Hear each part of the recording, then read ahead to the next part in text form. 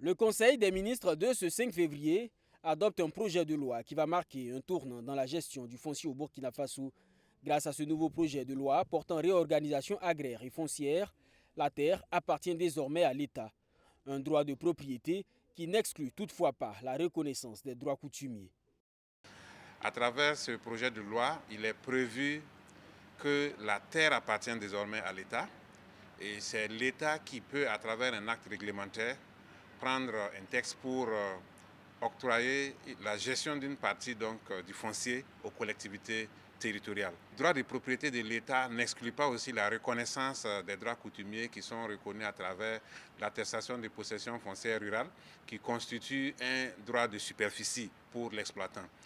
Depuis le 22 juin 2022, était adoptée par l'Assemblée législative de transition la loi portant statut des pupilles de la nation.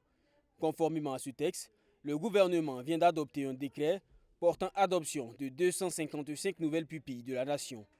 Ce qu'il faut dire, c'est que avant ce décret, il y a eu un premier décret qui a porté adoption des pupilles de la nation de 67 enfants.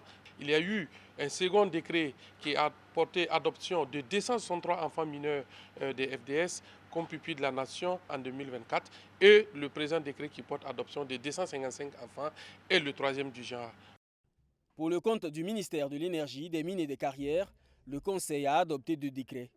Le premier porte fixation des conditions et mécanismes de mise en œuvre de la sous-traitance, de co-traitance et de la fourniture des biens et services liés aux activités minières. Le second décret est relatif à la réglementation des emplois locaux et développement des compétences dans le secteur minier. Il s'est agi également de fixer les règles permettant le développement et le transfert de la technologie au niveau du Burkina Faso, notamment à travers l'utilisation en priorité de l'expertise dans ce secteur. Il s'est agi également à travers ces décrets de fixer les bases permettant un transfert de technologies, notamment à travers les facilitations en termes de stage et également en termes d'apprentissage au niveau du secteur minier. Le Conseil a également donné son aval pour une nouvelle classification des armes de poing. Un décret a été adopté dans ce sens qui viendra fixer les critères de classification entre armes civiles et armes militaires.